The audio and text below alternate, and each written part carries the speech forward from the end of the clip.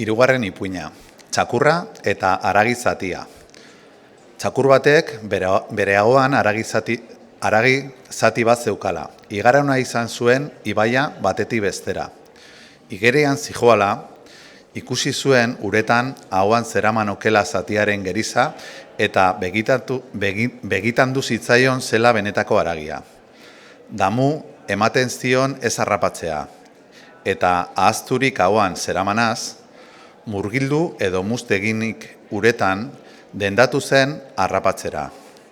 Ireki zuen horretarako ahoa, erori zitzaion ahoan zeukan haragia. Keriaz hutsari kolpe eginda, ez zuen ezer atera, eta galdu zuen berea. Abiatu zen amorruz esaten, zer kerabili nau gehiagoren bila, zori gaiztoan galdu dut nirea. Ipuin honek esan nahi du, bakean gorde behar dugula garbiro duguna. Galdu hoi dela bide honez dagoena. Gehiegi eduki naiz.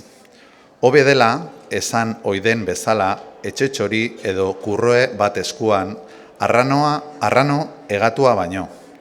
Guztia bilatzea dela gutxia galtzea, bakoitzak eutsi behar diola bereari, eta laga inorenari.